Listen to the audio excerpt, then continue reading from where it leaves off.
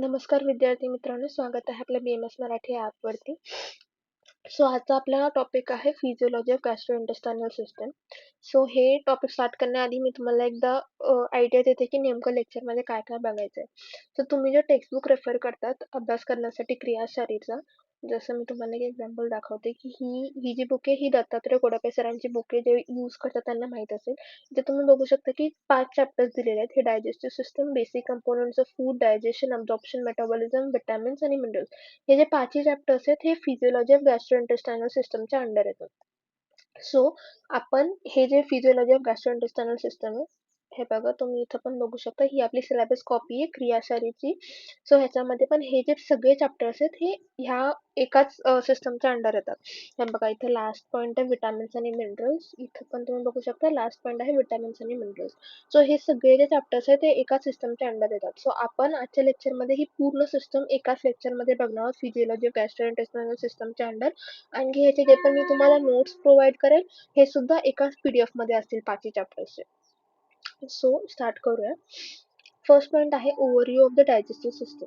Definition of digestion: a process that breaks down food into molecules small enough to enter body cells to provide energy and build or repair tissues. Digestion म्हणजे काय, तर एक process जी फूडला छोट्या छोट्या molecules मध्ये break down करते.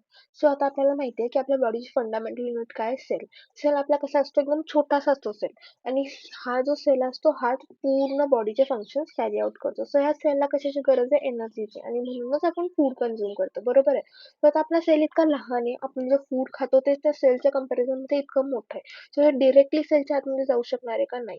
त्याच्यासाठी आपली बॉडी काय करतं की या फूडला छोट्या छोट्या पार्टिकल्स मध्ये, छोट्या छोट्या मॉलिक्युल्स मध्ये ब्रेक डाऊन करतं, small enough to enter the body cells. ठीक आहे. आणखी त्याच्यामुळे काय भेटतं, आपल्या बॉडीला एनर्जी भेटते. आणखी जे आपल्या बॉडीचे डॅमेज टिश्यूज असतात ते रिपेअर होतात. आता बघूया 6 बेसिक प्रोसेसेस कोणते कोणते आहेत.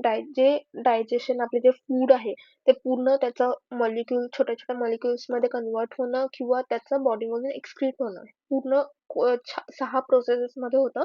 तर कोणते कोणते ते बघूया. फर्स्ट आहे इंजेक्शन. इंजेक्शन म्हणजे taking food or liquids into the mouth. त्याच्यानंतर सिक्रिशन. सिक्रिशन म्हणजे काय, cells in the GI tract and accessory organs secrete about 7 liters of water, acid, buffers and enzymes daily. आपल्याला माहिती आहे की आपलं जे स्टमक आहे किंवा आपल्या माउथ मध्ये सुद्धा सलायव्हरी ग्लँड आहे. हे सगळे असे वेगळे वेगळे सिक्रिशन्स आपल्या बॉडीमध्ये होत असतात. हे सिक्रिशन्स बद्दल सांगितलं. हा सुद्धा एक प्रोसेस आहे ह्या पूर्ण डायजेशनच्या प्रोसेस मधला. हे हे काय काय करतात, आपले जे GI ट्रॅक्टचे सेल्स आहेत आणि वेगळे वेगळे ॲक्सेसरी ऑर्गन्स हे टोटल काय करतात, 7 liters ऑफ वॉटर सिक्रेट करतात, ऍसिड, बफर सिक्रेट करतात, आणखी एन्झाइम सिक्रेट करतात डेली. नेक्स्ट प्रोसेस आहे मिक्सिंग इन प्रपोल्शन.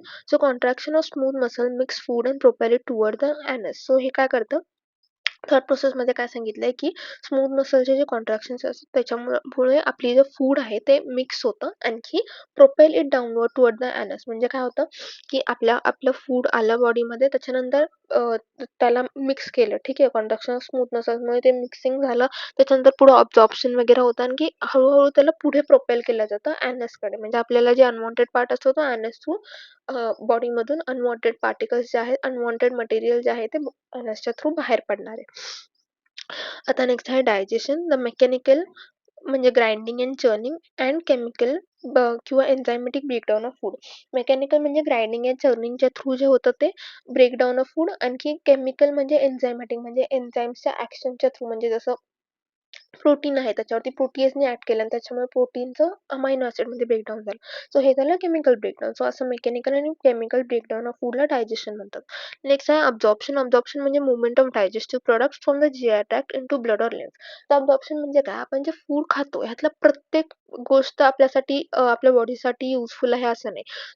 त्यातले त्या फूड मधले जे पण युजफुल न्यूट्रिएंट्स जे आपल्या बॉडीला हवेत हे काय करतं, ही बॉडी ऑब्झॉर्ब करतं, आणखी जे नको आहे, जे अनवॉन्टेड मटेरियल आहे हे पुढे पुश केलं जातं ॲनसकडे, जे की आपल्या फिसेसच्या थ्रू बॉडीमधून बाहेर पडतं. आता नेक्स्ट आहे डेफिकेशन. डेफिकेशन म्हणजे elimination of waste and indigestible substances as faeces. म्हणजे जे एलिमिनेशन ऑफ वेस्ट म्हणजे जे वेस्ट पार्टिकल आहे, आणि जे इनडायजेस्टेबल म्हणजे जे डायजेस्ट होऊ शकत नाही बॉडीमध्ये, हे फिसेसच्या थ्रू बाहेर पडणं ह्याला डेफिकेशन म्हणतात. आता नेक्स्ट पॉईंट आहे फंक्शनल अनाटॉमी. हा एक मस्त नोचा पॉईंट आहे. सो फंक्शनल anatomy मध्ये काय तर the system is divided into two groups of organs. First आहे प्रायमरी डायजेस्टिव्ह ऑर्गन्स, ह्याच्यामध्ये GI ट्रॅक्टचे ऑर्गन्स येतात. सो हे म्हणजे काय हे बघूया. So a continuous GI tract म्हणजे काय तर it is a continuous tube which is 5 to 7 meters long, including the mouth, pharynx, esophagus, stomach, small intestine and large intestine. त्यानंतर आहे accessory digestive organs which aid in breakdown but may not contact the food directly. म्हणजे हे काय करतात digestion मध्ये किंवा breakdown of food मध्ये help करतात accessory digestive organ, but directly फूडच्या कॉन्टॅक्ट मध्ये येत नाही. जसं की includes teeth, tongue, salivary glands, liver, gallbladder, and pancreas. At the layers of the GI tract wall from inside to the outside.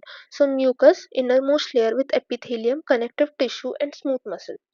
Next आहे सब म्युकोसा. म्युकोसा जी आहे ही आहे इनरमोस्ट लेअर, त्याच्यामध्ये काय काय विथ एपिथेलियम, कनेक्टिव्ह टिश्यू आणखी स्मूथ मसल दिलेलं आहे. त्यानंतर सब म्युकोसा इट बाइंड्स म्युकोसा टू मस्क्युलॅरिस, म्हणजे मस्क्युलॅरिस आणखी म्युकोसाच्या मधली जी लेअर आहे ती सब म्युकोसा आहे विच कंटेन्स ब्लड आणि lymphatic vessels and the submucosal plexus. Next layer आहे muscularis contains skeletal muscle in mouth and pharynx present असते, और smooth muscle in rest of the tract, म्हणजे in mouth and pharynx skeletal muscle आणखी rest of the tract मध्ये smooth muscle present असते ह्याची layer. For motility contains the myenteric plexus. त्यानंतर serosa ही outermost layer असते which is also which can also be said as visceral peritoneum. आता next आहे neural control. So neural control म्हणजे nervous सिस्टमच्या under डायजेशनचं कसं कंट्रोल होतं ते बघूया. सो आता नर्वस सिस्टम मध्ये काय तर एंटरिक नर्वस सिस्टम प्रेझेंट आहे, जी डायजेशन च्या प्रोसेसमध्ये हेल्प करते. So enteric nervous system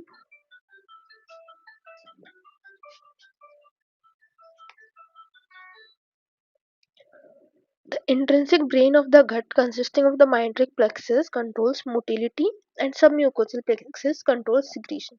So enteric nervous system काय करतं it consisting of the myenteric plexus जे की मोटिलिटीला कंट्रोल करतं, आणखी काय अजून काय त्याच्यामध्ये submucosal plexus which control the secretions.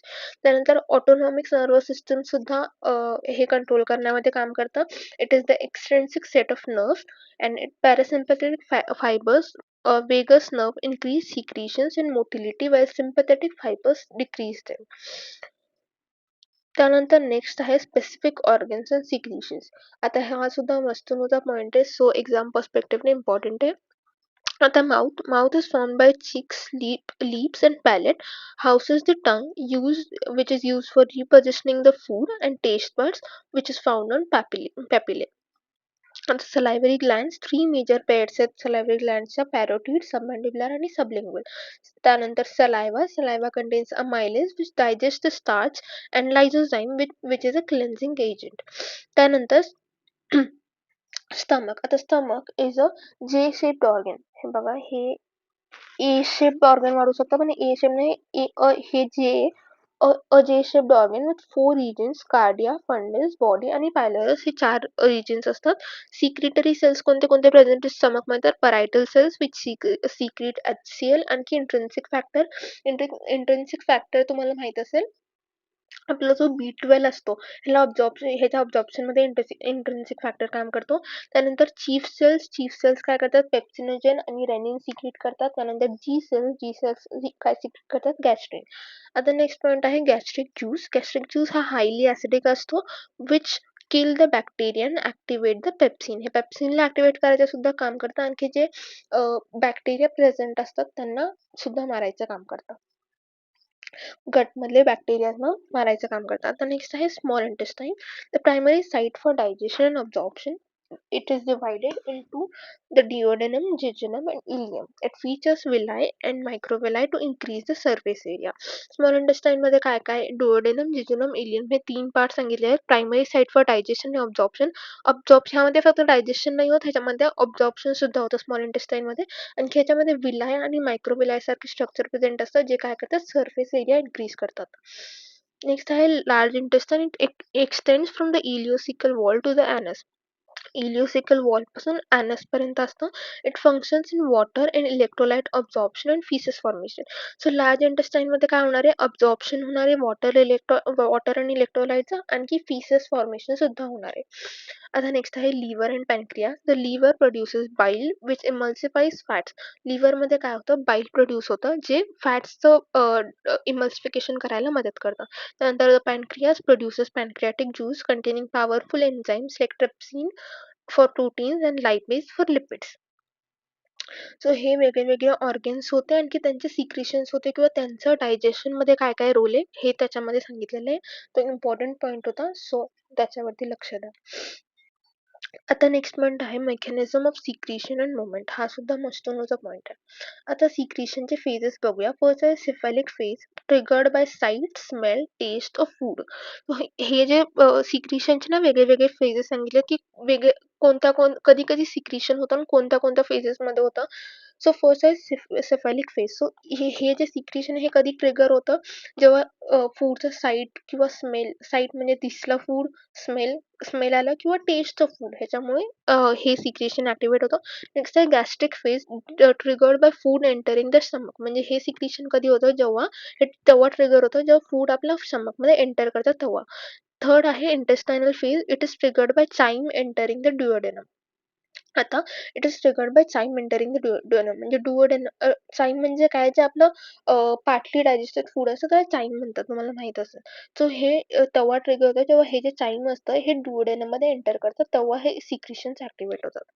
आता नेक्स्ट आहे मोटिलिटी. आता मोटिलिटी म्हणजे कसं कसं फूड एंटर करतं, म्हणजे कसं माउथ मधून खाली जातं, पुढे कसं ट्रॅव्हल करतं, ते ह्याच्यामध्ये सांगितलेलं आहे फूडच्या मोटिलिटी बद्दल. की फर्स्ट आहे peristalsis, wave like contraction that push the food along the track. म्हणजे वेव्ह लाईक कॉन्ट्रॅक्शन असतात ज्याच्या थ्रू फूड पुढे पुढे पुश केलं जातं ट्रॅकमध्ये. त्यानंतर डिग्लेटेशन म्हणजे काय, स्वॅलोईंग. डिग्लेटेशन म्हणजे swallowing occurs in 3 stages, oral, pharyngeal आणि इसोफॅजियल.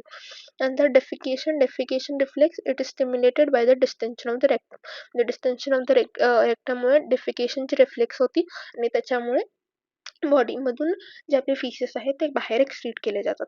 आता नेक्स्ट पॉईंट आहे डेफिकेशन. डेफिकेशन सुद्धा एक महत्त्वाचा पॉईंट आहे. Defecation is the process of eliminating feces composed of undigested materials, bacteria and waste from the body through the anus. Defecation म्हणजे काय करतात की आपले जे feces आहेत ज्याच्यामध्ये अनडायजेस्टेड मटेरियल्स असतात, जी आपली बॉडी डायजेस्ट नाही करू शकत असे मटेरियल्स असतात, बॅक्टेरियाज असतात, आणखी वेस्ट असतात जे आपल्या बॉडीमधून अॅनसच्या थ्रू बाहेर काढले जातात. आता it is a process, this process is manage by the defecation reflex and voluntary control. आता हे कसं मॅनेज केलं जातं, मगाशी सांगितलं की डेफिकेशन रिफ्लेक्सच्या थ्रू आणि व्हॉलेंटरी कंट्रोल आहे, बरोबर आहे, म्हणजे हे आपल्या कंट्रोलमध्ये असतं. सो हे ह्याच्या थ्रू कंट्रोल केलं जातं. आता हे ट्रिगर कसं होतं, so the reflex begins when mass peristalsis pushes feces from the sigmoid column into the rectum. So जेव्हा हे feces जे असतात ते sigmoid column मध्ये rectum मध्ये पुश केले जातात, तेव्हा त्याच्यामुळे ही रिफ्लेक्स जनरेट होती बॉडीमध्ये. इथंच आपण बघितलं होतं की defecation reflex stimulated by the distension of rectum. So basically झालं काय की सिग्मॉइड कॉलम मध्ये फिसेस रेक्टम मध्ये आला, त्याचं डिस्टेन्शन झाल्यामुळे हे रिफ्लेक्स ट्रिगर झाला. The reflex pathway, distension of the rectal wall stimulates the stretch receptors. आता distension of rectum झाला, त्याच्यामुळे काय झालं, rectal wallच्या distension मुळे stretch receptors जे असतात ते stimulate होतात, which sends a signal to the sacral spinal cord. हा सिग्नल कुठे जातो, sacral spinal cord कडे. The cord then sends motor impulses back to the descending colon. मग हे कॉर्ड काय करतं, मोटर इम्पल्सेस म्हणजे काय, आता आपल्या सेक्रो स्पायनल कॉर्ड म्हणजे आपल्या सीएनएस कडे सिग्नल्स आहेत, बरोबर आहे. आता इकडून पुन्हा मोटर इम्पल्सेस म्हणजे हे एक्झिट करणार सीएनएस मधून आणि कुठे जाणार डिसेंडिंग कोलॉनकडे, म्हणजे डिसेंडिंग कोलॉनकडे, सिग्मॉइड कोलॉनकडे आणि रेक्टमकडे. त्यानंतर involuntary action. These impulses cause the colon and rectum to contract and the internal anal sphincter to relax.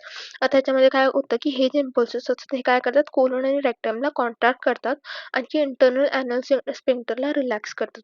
आता voluntary control.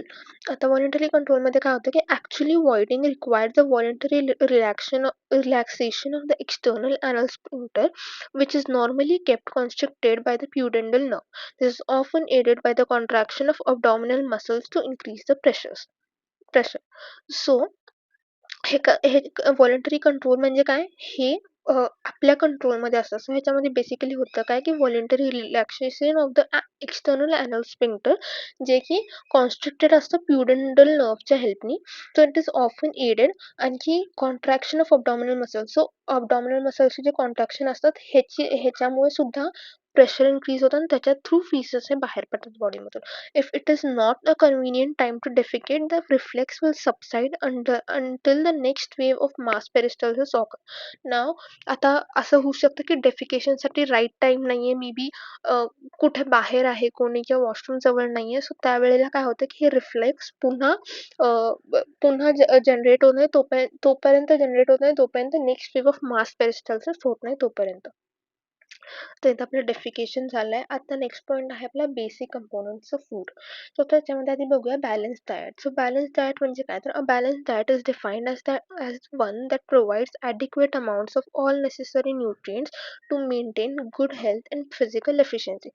So balance diet म्हणजे काय, असं डाएट जो बॉडीला ऑल नेसेसरी अमाऊंट ऑफ जे न्यूट्रिएंट असतात जे आपल्या बॉडीला गरजेचं आहे टू मेंटेन गुड हेल्थ आणि फिजिकल एफिशियन्सी, ते प्रोव्हाइड करतात. म्हणजे बॅलन्स डाएट म्हणजे काय की आपल्या बॉडीसाठी तेवढे इनफ न्यूट्रिएंट्स जे आपल्या बॉडीची गुड हेल्थ मेंटेन करतील, आणखी फिजिकल एफिशियन्सी म्हणजे एनर्जी देतील प्रॉपर, त्याला म्हणतात बॅलन्स डाएट. आता बॅलन्स डाएटचं कंपोजिशन काय, म्हणजे बॅलन्स डाएट आता ठीक आहे, कळालं की बॅलन्स डाएटचं काम काय, पण मग असा कोणता डाएट आहे ज्याला बॅलन्स डाएट म्हणायचं. सो हा सुद्धा महत्त्वाचा पॉईंट आहे. हा सो लक्ष द्या ह्याच्यावरती. सो कंपोजिशन काय बॅलन्स डाएटचं, तर a balance diet should maintain a ratio of 1:1:4 for proteins, fats and carbohydrates. So balance डाएटमध्ये असा रेशिओ पाहिजे प्रोटीन्स, फॅट्स आणि कार्बोहायड्रेट्सचा, जो की 1:1:4 आहे रिस्पेक्टिव्हली. म्हणजे 1 for protein, 1 for fat and 4 for carbohydrate. नंतर carbohydrate should ideally provide 60% to 70% of total calories, while lipids provide 15%, 25%, and proteins provide 10% to 15% of the calories. आता नेक्स्ट आहे फूड ग्रुप्स. वेगळे food group सांगितले आहे. So first आहे body building group, for जो की त्याच्यामध्ये काय येतं, protein rich foods like legumes, milk, meat आणि फिश. नेक्स्ट आहे protective group, foods which are rich in vitamins and minerals such as green leafy vegetables आणखी fruits. सो प्रोटेक्टिव्ह ग्रुपमध्ये काय काय येतं, असं फूड जे विटॅमिन्स आणि मिनरल्सनी रिच असतं, त्याच्यामध्ये ग्रीन लिफी व्हेजिटेबल्स आणखी फ्रुट्स येतात. नेक्स्ट आहे energy food group, which includes carbohydrates like rice, wheat and मीज. त्यानंतर आहे high energy food group, sugars and fats including butter, ghee and oils.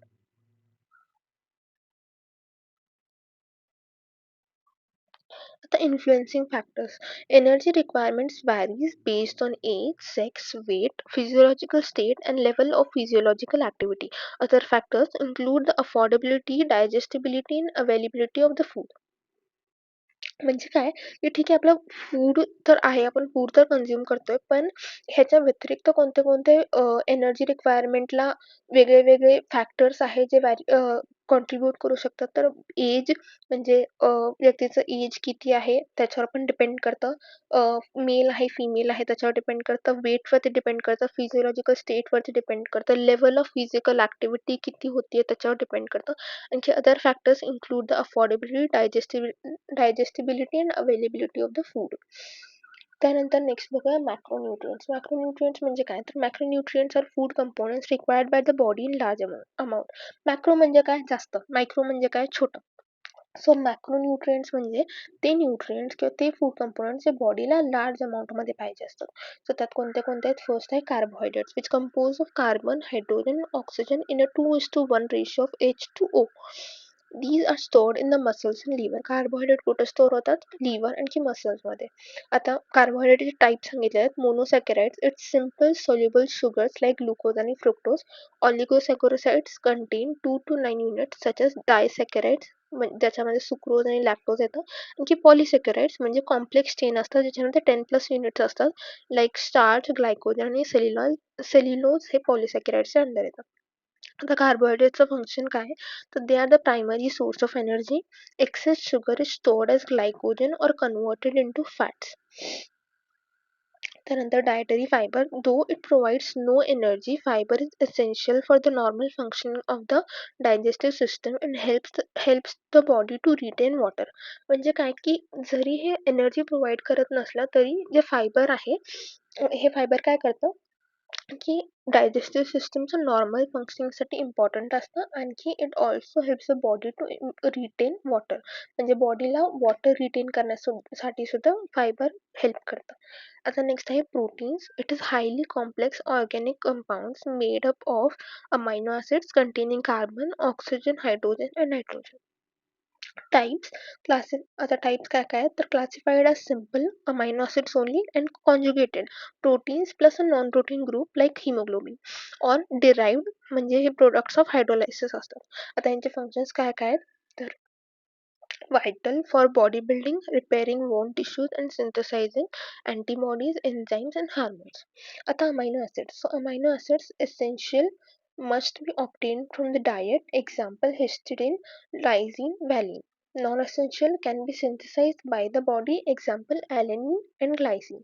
जे essential आहेत हे डाएट पासून आपण डाएट पासून ऑप्टेन करतात ते आहेत हिस्टिडीन, लायझिन आणि व्हॅलिन. आणखी नॉन एसेन्शियल हे बॉडी पण सिंथेसाइज करू शकते जसं की ॲलिनिन आणि ग्लायसिन. आता नेक्स्ट बघूया फॅट्स किंवा लिपिड्स. मोस्टली कन्झ्युम्ड ट्रायग्लिसराइड्स, म्हणजे मोस्टली ट्रायग्लिसराइड्सच्या फॉर्ममध्ये कन्झ्युम करतात फॅट्सला. 1 ग्लिसरॉल प्लस 3 फॅटी ॲसिड्स. त्यानंतर टाइप्स बघूया. आता ह्याच्यामध्ये गुड फॅट्स आणि bad fats. So good fats म्हणजे unsaturated fats that lower the bad cholesterol and raise the good cholesterol. तुम्हाला माहित असेल गुड कोलेस्ट्रॉल आणि बॅड कोलेस्ट्रॉल काय असतं. सो बॉडीमध्ये गुड कोलेस्ट्रॉल जास्त असणं चांगली गोष्ट आहे, पण बॅड कोलेस्ट्रॉल जास्त असणं हे हार्ट अटॅक वगैरेचे चान्सेस इन्क्रीज करू शकतात. सो गुड फॅट्स म्हणजे unsaturated fats which lower the bad cholesterol. Good fat काय करतं की बॅड कोलेस्ट्रॉलला कमी करतं आणखी गुड कोलेस्ट्रॉलला इन्क्रीज करतं. आता bad fats, saturated and trans fats that increase the risk of heart disease. जसं मी आताच सांगितलं की बॅड फॅट्स जे असतात हे काय असतात सॅच्युरेटेड असतात आणि ह्याच्यामुळे काय होतं बॅड कोलेस्ट्रॉल इन्क्रीज होणार आहे आणि त्याच्यामुळे हार्ट डिसीजचे रिस्क इन्क्रीज होणार आहे. आता फॅट्सचे फंक्शन बघूया. Concentrated fluid providing 9 calories per gram, double to that of carbohydrates. They also facilitate the absorption of fat soluble vitamins. The fats function काय की एकतर it is a concentrated fuel providing 9 calories per gram, जे की कार्बोहायड्रेटच्या double असतं. आणखी next आहे facilitate the absorption of fat soluble vitamins, म्हणजे जे आपले फॅट सोल्युबल विटामिन्स आहेत ए, डी, ई आणखी के, तर ह्यांचं अब्झॉर्प्शन सुद्धा फॅट्सच्या मदतीने होतं. आता नेक्स्ट बघूया मायक्रोन्यूट्रिएंट्स अँड वॉटर. आता आपण मॅक्रोन्यूट्रिएंट्स बघितलं. मॅक्रोन्यूट्रिएंट्स म्हणजे ते जे बॉडीला लार्ज क्वांटिटीमध्ये लागतात आणि ते आता बघूया मायक्रोन्यूट्रिएंट्स. मायक्रोन्यूट्रिएंट्स म्हणजे ते जे बॉडीला कमी क्वांटिटीमध्ये लागतात. आता ह्याच्यामध्ये काय काय येतं आणि मायक्रोन्यूट्रिएंट्स आणि वॉटर पण बघायचं आपल्याला. सो मायक्रोन्यूट्रिएंट्स मध्ये काय काय येतं तर vitamins are organic compounds required in small quantities for growth, healthy vision and metabolism. म्हणजे हे बॉडीला ऑर्गॅनिक कंपाऊंड्स जे बॉडीला स्मॉल क्वांटिटीमध्ये हवे असतात. आणखी कशा कशासाठी हेल्पफुल कशा कशासाठी बॉडीला लागतात ते तर ग्रोथसाठी, हेल्दी विजनसाठी आणि मेटाबॉलिझमसाठी. नंतर विटामिन्स झाले. मिनरल्स सुद्धा एक मायक्रोन्यूट्रिएंट आहे. Metals and non metals example दिलेलं iron, calcium, potassium essential for bone formation and metabolic activities.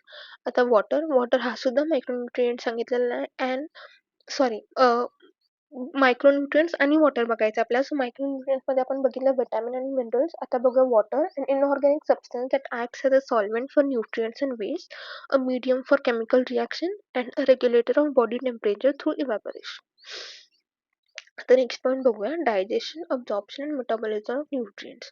So overview of digestion of absorption.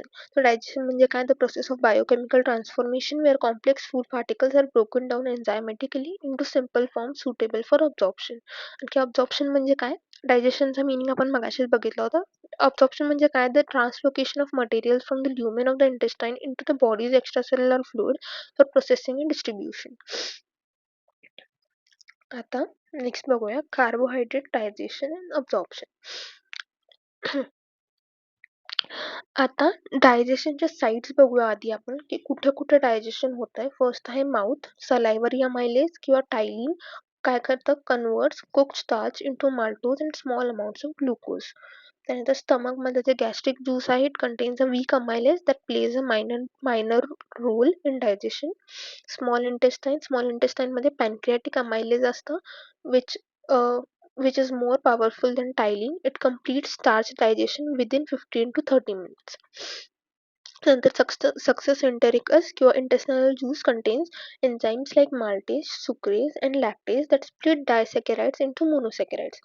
हे आपण काय बघतोय, कार्बोहायड्रेटचं डायजेशन बघतोय. हे कार्बोहायड्रेटचं डायजेशनचे कुठं कुठं होतं डायजेशनच्या साईडचं बघितलं, माउथ मध्ये सलायव्हरी अमायलेजच्या थ्रू, स्टमक मध्ये गॅस्ट्रिक ज्यूस मध्ये एक वीक अमायलेज असतं त्याच्या थ्रू, आणि स्मॉल इंटेस्टाईन मध्ये पॅनक्रियाटिक अमायलेजच्या थ्रू, आणखी मॅल्टेज, सुक्रेज, लॅक्टेज ह्यांच्या थ्रू. आता absorption, roughly 80% of carbohydrates are absorbed as glucose. म्हणजे आपल्या बॉडीमध्ये 80% of carbohydrates हे ग्लुकोजच्या थ्रू absorb होतं. This occurs via a co-transport mode with sodium, while fructose is transported by facilitated diffusion.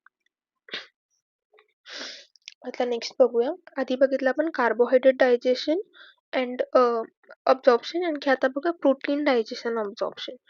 तर डायजेशन साइट्स कुठे कुठे होतात, तर स्टमक मध्ये pepsin is the primary enzyme जे प्रोटीन डायजेशन मध्ये हेल्प करतं. It break protein into proteoses, peptones and polypeptides. त्यानंतर स्मॉल इंटेस्टाईन मध्ये pancreatic juice provides trypsin and chymotrypsin which breaks protein into dipeptides and पॉलिपेप्टाइड्स.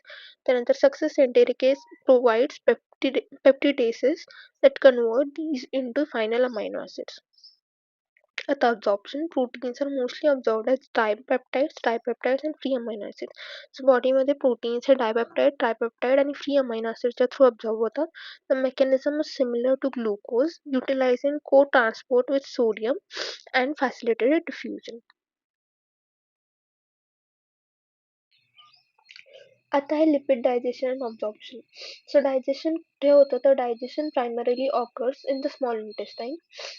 आता next आहे bile salts. Bile salts are essential for the emulsification breaking and for breaking down large lipid molecules into water soluble aggregates called micelles. So आता आपण काय बघतोय, लिपिडचं digestion बघतोय. So त्यामध्ये बाईल सॉल्टचा पण रोल असतो. तर काय करतात ते, की ब्रेकडाऊन करतात, जे लार्ज लिपिड मॉलिक्युल्स असतात त्यांना ब्रेकडाऊन करतात इनटू स्मॉल वॉटर मॉलिक्युल ॲग्रिगेट्स म्हणजे छोटे छोटे पार्ट्स म्हणू शकतो. सो ते काय करतं, बाईल सॉल्ट्स, की जे मोठे लार्ज लिपिड मॉलिक्युल्स असतात त्यांना छोट्या छोट्या वॉटर सोल्युबल ॲग्रिगेट्स, ज्यांना मिसल्स म्हणतात, त्याच्यामध्ये कन्वर्ट करतात. त्यानंतर pancreatic लायपेज, the most important enzyme converting triglycerides into free fatty acids and monoglycerides. त्यानंतर आहे absorption. आता absorption कसं होतं लिपिडचं, तर monoglycerides and fatty acids enter mucosal cells via simple diffusion. Inside the cells, they are packaged into chylomicrons, which enter the lymphatic vessels or lacteals rather than the blood directly. So absorption कसं होतं, की monoglycerides आणि fatty acids mucosal cells मध्ये enter करतात simple डिफ्युजनच्या through. Cells मध्ये ते क्लायोमायक्रॉन्स मध्ये pack केले जातात. त्याच्यानंतर ते लिम्फॅटिक वेसल्स किंवा ज्याला लॅक्टियस पण म्हणतात त्याच्यामध्ये एंटर करतात, rather than entering the blood directly. आता नेक्स्ट आहे मेटाबॉलिझम. मेटाबॉलिझम मध्ये बघायचं अनाबॉलिझम आणि कॅटाबॉलिझम. सो मेटाबॉलिझम म्हणजे काय, तर metabolism is the transformation of food substances into energy और टिश्यू. सो मेटाबॉलिझम मध्ये काय होतं, आपले जे फूड सबस्टन्सेस आहेत त्यांना एनर्जी मध्ये कन्वर्ट करणं म्हणजे मेटाबॉलिझम. आता फर्स्ट आहे अनाबॉलिझम. अनाबॉलिझम म्हणजे काय, तर the synthesis or formation of larger molecules, example glycogen synthesis or fat storage in adipose tissue. So anabolism म्हणजे काय, सिंथेसिस किंवा फॉर्मेशन ऑफ लार्ज मॉलिक्युल्स. त्याच्यामध्ये काय काय एक्झाम्पल द्यायचं, एक ग्लायकोजन सिंथेसिस आणि fat storage in adipose tissues which requires ATP. So anabolism मध्ये एटीपी लागतं. आता catabolism, that decomposition or breaking of bonds to release energy. म्हणजे ह्याच्यामध्ये काय होतं, बॉन्ड्स, तर डिकम्पोजिशन किंवा ह्याच्यामध्ये काय होतं, बॉन्ड्स ब्रेक होतात किंवा डिकम्पोजिशन होत आहे, आणि त्याच्या थ्रू काय होणार आहे, एनर्जी रिलीज होतीये, which is often utilize to synthesize ATP. ह्याच्यामध्ये काय होतंय, एटीपी यूज होत आहे अनाबॉलिझम करण्यासाठी. आणखी कॅटाबॉलिझम मध्ये काय होतं, कॅटाबॉलिझम मध्ये एटीपी फॉर्मेशन होत आहे. ठीक आहे. आता नेक्स्ट आहे कार्बोहायड्रेट मेटाबॉलिझम. हा मस्टनुचा पॉइंट आहे. So all ingested carbohydrates are converted to glucose, the body's main energy source. म्हणजे जे पण कार्बोहायड्रेट्सचं आपण इनटेक करतोय किंवा जे पण इंजेक्शन करतोय म्हणजे बॉडीमध्ये घेतोय त्यांचं कन्वर्जन कशामध्ये होतं, ग्लुकोजमध्ये, जे की बॉडीचा मेन एनर्जी सोर्स असतो. आता कॅटाबॉलिझमचे फेजेस, फर्स्ट आहे glycolysis, the breakdown of glucose into pyruvic acid, it releases 2 ATP and can occur without oxygen. Glycolysis म्हणजे काय तर ग्लुकोजचं ब्रेकडाउन करणं पायरुव्हिक ऍसिडमध्ये, त्याच्यामध्ये 2 ATP रिलीज होतात आणि हे ऑक्सिजनच्या विदाउट म्हणजे बिना ऑक्सिजनचं पण होऊ शकतं. त्यानंतर Krebs cycle occurs in the mitochondria, pyruvic acid is degraded into CO2 and H2O. ही क्रेब्स सायकल कुठे होती, मायटोकॉन्ड्रियामध्ये, आणि pyruvic acid is degraded into CO2 आणि H2O. नेक्स्ट आहे electron transport chain. So it is the final stage. It is the final stage of oxidation reduction reactions. Regulation insulin decreases blood glucose by aiding cell entry, stimulating glycogenesis and promoting catabolism. आता next आहे protein and lipid metabolism. हा सुद्धा मस्त point आहे. Protein metabolism. The body cannot store amino acids. It either converts them to protein or catabolizes them for energy. So the body, आपली जी body आहे ही amino ऍसिड्सला store नाही करू शकत, तर ती काय करते की एकतर त्यांना प्रोटीन मध्ये कन्वर्ट करते किंवा त्यांना कॅटेबलाइज करते एनर्जीसाठी.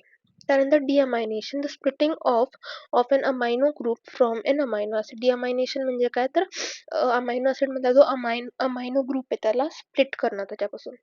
Amino acids are classified as essential म्हणजे must be obtained from diet. आपण मागाशी बघितलं होतं essential, non essential. So it is classified as essential or non essential. म्हणजे एसेन्शियल म्हणजे ते जे must be obtained from the diet, जसं लायझिन आणि व्हॅलिन, आणि नॉन एसेन्शियल म्हणजे जे बॉडी सिंथेसाइज करू शकते असे, जसं की अलेनाइन आणखी ग्लायसिन. नेक्स्ट आहे lipid metabolism. Lipids are stored in adipose tissue during fasting and starvation. The liver forms ketone bodies from fatty acid fragments, and excess of these leads to ketosis, which can disturb the body's acid balance. So lipids हे ऍडिपोज tissue मध्ये store केले जातात, आणि त्याच्या fasting किंवा ज्या दिवशी fast असतो किंवा ज्या दिवशी किंवा कोणी जेवण नाही केलं, एखाद्या दिवशी कोणी स्टार्व करतंय, तर त्या दिवशी काय होतं, तेव्हा काय होतं की लिव्हर हे कीटोन बॉडीज फॉर्म करतं फ्रॉम फॅटी ऍसिडचे फ्रॅगमेंट्स. म्हणजे फॅटी ऍसिडचे जे छोटे छोटे फ्रॅगमेंट्स असतात त्याच्यापासून कीटोन बॉडीज बनतात. आणि excess of these leads to ketosis. म्हणजे जर हे कीटोन बॉडीज एक्सेस मध्ये फॉर्म झाले तर त्याने कीटोसिस ही कंडिशन बॉडीमध्ये फॉर्म होती, which can disturb the body's acid base balance. आपण जेव्हा फिजिओलॉजी ऑफ होमिओस्टॅसिस बघितलंय तर त्यामध्ये ऍसिड बेस बॅलन्स वगैरे बघताना मी कीटोसिस म्हणजे काय हे सांगितलेलं आहे तिथं. तर तुम्हाला माहित असेल जर तुम्ही ते लेक्चर केले असेल तर, की कीटोसिस झाल्यामुळे ऍसिड बेस बॅलन्स डिस्टर्ब होतो. आता नेक्स्ट आहे विटामिन्स. तर विटामिन्स म्हणजे काय, विटामिन्स हा सुद्धा मस्त नोचा पॉइंट आहे. तर विटामिन्स म्हणजे काय, तर vitamins are essential organic food factors required in small amounts for healthy growth and the normal functioning of the body. Most are manufactured in plants through animals can produce, though animals can produce a few, such as vitamin A from provitamin carotene and vitamin D from ultraviolet irradiation. They are classified into two groups, fat soluble and water soluble. So vitamins म्हणजे काय, तर vitamins म्हणजे organic food factors असतात जे की बॉडीला small क्वांटिटीमध्ये लागतात, पण ते बॉडीच्या हेल्दी ग्रोथ आणि नॉर्मल फंक्शनिंगसाठी इम्पॉर्टंट असतात. ते प्लांट्स थ्रू पण मॅन्युफॅक्चर होऊ शकतात आणि काही विटामिन्स ॲनिमल्स पासून पण ऑप्टेन होतात. सो विटामिन्स हे बॉडीसाठी खूप इम्पॉर्टंट असतात. तुम्ही ऐकलं असेल बऱ्याच वेळेला जर डॉक्टरकडे गेला तर डॉक्टर्स विटामिनचे टॅबलेट्स देतात, मल्टीविटामिनचे टॅबलेट देतात, म्हणतात की तुम्हाला ह्या विटामिनची डेफिशियन्सी त्यामुळे तुम्हाला ही कंडिशन होते. सो त्यामुळे विटामिन्स ह्या बॉडीसाठी खूप जास्त इम्पॉर्टंट असतात. सो आता विटामिन्स दोन ग्रुपमध्ये क्लासिफाय होतात, एक फॅट सोल्युबल आणि एक वॉटर सोल्युबल. सो एक एक करून बघूया. आधी बघूया fat soluble vitamin. These vitamins build up and remain in the liver and fatty tissues longer than the water soluble vitamins. त्यानंतर विटामिन ए. आता फर्स्ट फॅट सोल्युबल विटामिन कोणता? विटामिन ए, ज्याला रेटिनॉल पण म्हणतात. ह्याचे प्रॉपर्टीज आणि sources बघूया. तर it is a yellow colour viscous oil found in animal sources. Animal सोर्सेसमध्ये येलो कलर विस्कस ऑइलच्या फॉर्ममध्ये फाउंड फाउंड केलं जातं, जसं की cod liver oil, milk, egg etcetera. आणि व्हेजिटेबल सोर्सेसमध्ये कॅरेट, स्पिनॅच आणि मँगोजमध्ये असतं. सो विटामिन ए कुठे कुठे असतं, तर ॲनिमल्समध्ये बघितलं तर कॉड लिव्हर ऑइल, मिल्क आणि एगमध्ये विटामिन ए भेटतं. व्हेजिटेबल सोर्सेस म्हटलं तर कॅरट, स्पिनाच आणि मँगोज ह्यांच्यामध्ये विटामिन ए तुम्हाला भेटू शकतं. आता ह्याचं इम्पॉर्टन्स काय? विटामिन ए चा बॉडीसाठी काय इम्पॉर्टन्स आहे? तर essential for growth, night vision, rhodopsin component and maintaining epithelial tissues. So vitamin A हे ग्रोथसाठी इम्पॉर्टंट आहे, नाईट विजनसाठी इम्पॉर्टंट आहे, आणखी एपिथेलियल टिश्यूजला मेंटेन करण्यासाठी सुद्धा इम्पॉर्टंट आहे. आता ह्याची डेफिशियन्सी झाली तर काय होतं? Leads to night blindness. इथंच बघितलं आपण की विटामिन एचं इम्पॉर्टन्स काय? तर नाईट विजन. तर रात्रीचं जे आपण बघू शकतो गोष्टी, तर ते कशामुळे? तर विटामिन ए मुळे. पण ते जर विटामिन ए ची डेफिशियन्सी झालं तर नाईट ब्लाइंडनेस ही कंडिशन होते. तुम्ही ऐकलं असेल याच्याबद्दल की त्याच्यामध्ये काय होतं की फक्त जो पण पेशंट आहे त्याला दिवसा दिसतं, म्हणजे डे लाईटमध्ये तो नीट बघू शकतो, पण ते जेव्हा रात्र होते तेव्हा त्याला रात्रीचं दिसत नाही. त्या कंडिशनला नाईट ब्लाइंडनेस म्हणतात. तर ती कशामुळे होते? तर विटामिन ए च्या डेफिशियन्सीमुळे होते. त्यानंतर झेरॉप्थॅल्मिया म्हणून एक कंडिशन असते, ती सुद्धा विटामिन एच्या डेफिशियन्सीमुळे होऊ शकते. त्याला आय अल्सरेशन पण म्हणतात. आणि स्किन स्केलीनेस ही सुद्धा कंडिशन विटामिन एच्या डेफिशियन्सीमध्ये बघितली जाते. त्यानंतर विटामिन डी, ज्याला कॅल्सिफेरॉल सुद्धा म्हणतात, त्याचे सोर्सेस म्हणजे विटामिन डी आपल्याला कुठून कुठून भेटू शकतं? So it is synthesized via sunlight or UV rays on the skin or ingested via fish, liver oils and eggs. तर तुम्ही डे टू डे लाईफमध्ये खूप वेळ ऐकली असेल ही गोष्ट, की आपण असं म्हणतो की थोडंसं सनलाईटमध्ये थांबूया, आपल्याला विटामिन डी भेटेल. सो जे विटामिन डी आहे हे तुम्हाला सनलाईट थ्रू तुमच्या स्किनवरून करू शकते बॉडी.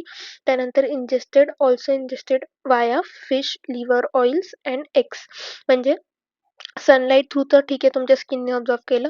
प्लस जर तुम्हाला खाण्याच्या थ्रू म्हटला तर खाण्याच्या थ्रू तुम्ही फिश, लिव्हर ऑइल आणखी एग्सच्या थ्रू तुम्हाला विटामिन डी भेटू शकतं. त्यानंतर इम्पॉर्टन्स हे काय का बॉडीला इम्पॉर्टंट आहे? तर vital for calcium and phosphorus absorption and bone formation. जर ह्याची डेफिशियन्सी झाली तर काय होतं? तर causes rickets in children, soft bones, त्याच्यामध्ये सॉफ्ट बोन्स होतात, and osteomalacia in adults. So ह्याच्यामुळे काय होतं की जर व्हिटॅमिन डी ची डेफिशियन्सी झाली तर रिकेट्स नावाची कंडिशन तुम्हाला माहित असेल, ही चिल्ड्रनमध्ये होती. आणि ते जर अडल्ट्समध्ये ह्याची डेफिशियन्सी झाली तर ऑस्टिओमॅलेशिया अशी एक कंडिशन ऑस्टोमेलिशिया अशी कंडिशन अडल्ट्समध्ये फॉर्म होते. त्यानंतर विटामिन ई किंवा टोकोफेरॉल्स हे सुद्धा म्हणतात ह्याला विटामिन ईला. तर याचा इम्पॉर्टन्स काय? तर acts as an antioxidant and prevent sterility and is required for normal muscle function. So हे एक अँटीऑक्सिडंट म्हणून काम करतं. त्यानंतर स्टरिलिटी प्रिव्हेंट करतं. स्टरिलिटी म्हणजे इन्फर्टिलिटीची जी कंडिशन असते ती प्रिव्हेंट करू शकतं, आणि is required for normal muscle function. Normal muscle function साठी सुद्धा विटामिन ई नेसेसरी असतं. ते आता जर विटामिन ईची डेफिशियन्सी झाली बॉडीमध्ये तर काय काय होऊ शकतं? तर can lead to erythrocyte breakdown, म्हणजे थोडक्यात ॲनिमिया होऊ शकतो. अँड मस्क्युलर डिस्ट्रॉफी ही सुद्धा कंडिशन दिसते जर विटामिन ईचं डेफिशियन्सी झाली तर. आता विटामिन के त्याला काय म्हणतात? अँटी हेमोरेजिक फॅक्टर सुद्धा म्हणतात. तुम्हाला माहित असेल की जर तुम्हाला क्लॉटिंग वगैरे बद्दल माहित असेल, ब्लड क्लॉटिंग, तर त्याच्यामध्ये ब्लड क्लॉट जेव्हा होतं तर त्याच्यामध्ये विटामिन के चा रोल असतो. सो तोच विटामिन के आहे हा. तर आता म्हणून त्याला अँटी हेमोरेजिक फॅक्टर सुद्धा म्हणतात. ह्याचा इम्पॉर्टन्स काय? तर essential for synthesising prothrombin and clotting factors. So vitamin K कशासाठी रिस्पॉन्सिबल असतं? प्रोथ्रोम्बिन प्रोथ्रोम्बिन सिंथेसाइज करण्यासाठी, आणखी क्लॉटिंग फॅक्टर सिंथेसाइज करण्यासाठी. म्हणजे थोडक्यात ब्लड क्लॉटिंगचं जे काम असतं हे विटामिन के च्या अंडर असतं. त्यानंतर deficiency it results in prolong bleeding and defective blood coagulation. मी आताच काय सांगितलं की विटामिन के हे ब्लड क्लॉटिंगसाठी रिस्पॉन्सिबल आहे. सो समजा एखादी इंजरी झाली आहे तुम्हाला किंवा समजा कुठेतरी पडलो आपण, आपल्याला कुठेतरी लागलं, तिथून रक्त फ्लो होतंय, तर तुम्हाला माहिती आहे की थोड्या वेळाने ते रक्त फ्लो व्हायचं थांबतं. सो काय झालं तिथे की ब्लड क्लॉट झालं. सो ब्लड क्लॉट कोणामुळे होतं? हे व्हिटॅमिन के रिस्पॉन्सिबल आहे त्यासाठी. पण तेच जर बॉडीमध्ये व्हिटॅमिन के ची डेफिशियन्सी झालेली, व्हिटॅमिन के बॉडीमध्ये कमी आहे खूप जास्त, तर काय होणार आहे की एखादी इंजरी झाली किंवा काही लागलं तर ब्लड फ्लो होते, तर ते ब्लड फ्लो होतच राहणार आहे. आणि त्याच्यामुळे काय होणार आहे? का? कारण व्हिटॅमिन केच नाहीये बॉडीमध्ये जो की ब्लड क्लॉटिंग करतो. त्याच्यामुळे काय होऊ शकतं? बॉडीमधून एक्सेस ब्लड लॉस होऊ शकतो. जे की नक्कीच बॉडीसाठी हार्मफुल आहे. तर इथं आपले फॅट सोल्युबल विटामिन झाले आहेत. आता नेक्स्ट आपल्याला बघायचं water soluble vitamins. So water soluble vitamins first बघूया व्हिटॅमिन बी कॉम्प्लेक्स. फर्स्ट आहे B1. तर व्हिटॅमिन B1 ला थायमिन सुद्धा म्हणतात. It is essential for carbohydrate metabolism and preventing beriberi. So हे कशासाठी एसेन्शियल आहे? कार्बोहायड्रेट मेटाबॉलिझमसाठी. आणखी बेरी-बेरी नावाचा एक डिसीज असतो, ते सुद्धा प्रिव्हेंट करण्यासाठी हेल्पफुल आहे. Dry, wet, cardiac or cerebral types बेरी-बेरीचे. त्यानंतर B2 ह्याला राइबोफ्लेविन सुद्धा म्हणतात. Necessary for tissue oxidation and growth. Deficiency causes cheilosis आणखी that is fissures at the mouth corners. Next आहे B2 ज्याला राइबोफ्लेविन सुद्धा म्हणतात. It is necessary for tissue oxidation and growth. So B2 जी vitamin आहे हे कशासाठी इम्पॉर्टंट आहे? टिश्यू ऑक्सिडेशन आणि ग्रोथसाठी. आणि जर ह्याची डेफिशियन्सी झाली तर चिलोसिस नावाची कंडिशन फॉर्म होती, म्हणजे fissures at the mouth corners. म्हणजे जर B2 किंवा राइबोफ्लेविन ह्याची डेफिशियन्सी झाल्यावर ना माउथच्या कॉर्नर्सवरती असे फिशर्स फॉर्म होतात. मी तुम्हाला ह्याचा इमेज दाखवू शकते म्हणजे तुम्हाला लक्षात येईल. हे बघा, ही अशी कंडिशन फॉर्म होते. माउथचे जे कॉर्नर्स आहेत त्याच्यावरती हे असे फिशर्स फॉर्म होतात. हे बघा, हे तुम्ही बघू शकता. हे असे, हे कशाच्या डेफिशियन्सीमुळे होतं? तर आपल्या B2 किंवा राइबोफ्लेविन ह्या विटॅमिनच्या डेफिशियन्सीमुळे होतं. त्यानंतर B3 किंवा पॅन्थोथेनिक ऍसिड हे सुद्धा म्हणतात त्याला. It plays a fundamental role in metabolism as coenzyme A. Next आहे B4 किंवा niacin or nicotinic acid. It prevents pellagra, characterized by the three Ds: dermatitis, diarrhea, and dementia. Next आहे B6 किंवा folic acid, essential for red blood cell formation and DNA synthesis. Next आहे B12 किंवा सायनोकोबॅलॅमिन सुद्धा म्हणतात त्याला. Next तर ह्याचा use काय, ह्याचा इम्पॉर्टन्स काय? तर necessary for RBC maturation and nervous system health. Deficiency causes pernicious anaemia. त्यानंतर नेक्स्ट आहे व्हिटॅमिन सी.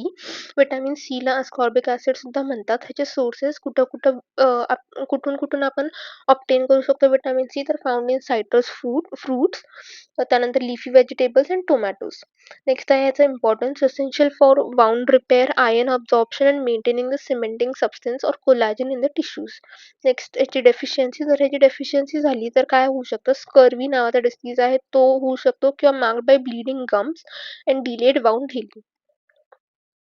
आता नेक्स्ट पॉइंट आहे आपला मिनरल्स. तर minerals are inorganic substances that work together to make and break down tissues and regulate constant chemical reactions in the body. They are divided into two categories based on the required amount. So minerals काय आहेत? Inorganic substances. पण vitamin बघितलं होतं की vitamin organic substance होते. Minerals काय? Inorganic substances आहेत that work together to make and break down tissues. हे काय करतात?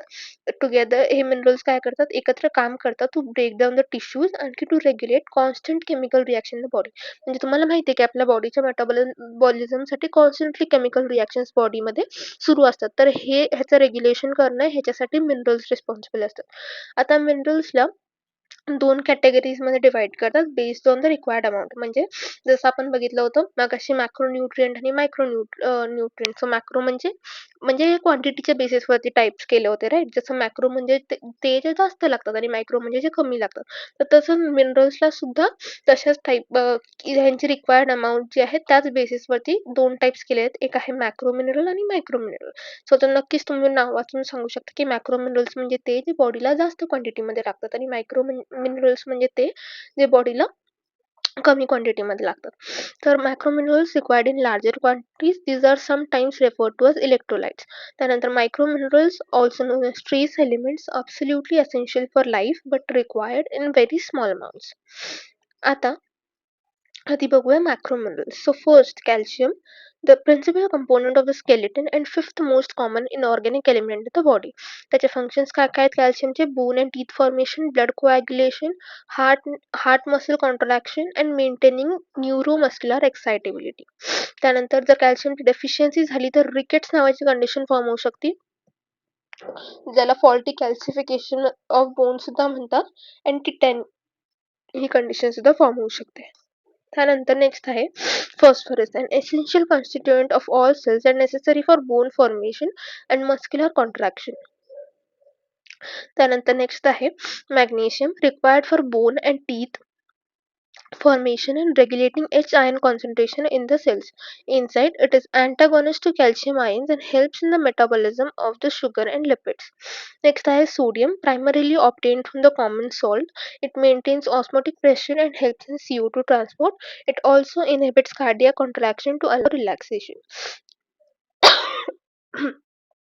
Next is potassium, essential for intracellular chemical reactions and maintaining intracellular osmotic pressure. Another chlorine, the chief anion of the body, making up 2/3 of the anions in plasma. It is essential for the HCl in gastric juice and activates digestive enzymes like tydine. Next is sulfur, a constituent of the amino acid methionine. It is essential for the maintenance of the tissue elasticity and bile formation. Next आहे microminerals किंवा trace elements. First आहे त्याच्यामध्ये iron, vital for hemoglobin formation and oxygen carriage in the blood. Its deficiency causes anemia. Second आहे copper. It is often called as the female element because it is needed more for functions in women. म्हणजे copper हे women मध्ये as compare to men जास्त लागतं, त्याच्यामुळे त्याला female element सुद्धा म्हणतात. It enhances emotions and aids in iron absorption. Next आहे manganese. It is known as the maternal element. It is essential for reproductive physiology, HB synthesis and cholesterol metabolism. त्यानंतर आहे zinc. It is known as a male mineral as it is more essential for men. So zinc ह्याला mail mineral म्हणतात कारण हे compare to women main मध्ये जास्त लागतं. जसं कॉपरला वुमेन मिनरल म्हणतात आणि झिंकला मेल मिनरल म्हणतात. It is a component of the insulin molecule and vital for taste, smell and sexual development. Next आहे chromium. It is referred to as the blood sugar mineral and spiritual mineral. It is essential for insulin metabolism and lowering cholesterol. Next आहे selenium, an antioxidant that prevents liver necrosis and is vital for thyroid activity and protein synthesis. त्यानंतर lithium, the brain protection mineral. It has a calming and balancing effect on the nervous system. 8th आहे iodine, a thyroid mineral and cleanser essential for synthesizing thyroid hormones. its deficiency leads to simple goiter. तर आयोडीनच्या डेफिशियन्सीमुळे काय होऊ शकतं? Goitre हा disease होऊ शकतो. Next आहे boron, a plant mineral that helps maintain female hormone production and bone integrity. त्यानंतर आहे silicon, a spiritual mineral needed for bone integrity and higher brain activity. त्यानंतर bromide, found in animal tissues. Its ion activate ptyalin and pancreatic amylase. Last आहे fluorine, which is important for tooth development. However, excessive intake can cause mottling of the teeth. हे जे लास्टचे minerals आणि vitamins होते हे फक्त वाचून दाखवलेत, कारण एकदम बेसिक सेंटेन्सेस आहेत, तुम्हाला एकदा वाचून ते कळून जातील म्हणून ते काही जास्त डिटेलमध्ये एक्सप्लेन नाही केलंय. सो इथे आपला हा चॅप्टर एंड होतोय, फिजिओलॉजी ऑफ गॅस्ट्रोइंटेस्टायनल सिस्टमचा. जर तुम्हाला ह्या रिलेटेड काहीही डाऊट्स असतील तर तुम्ही विचारू शकता. थँक्यू.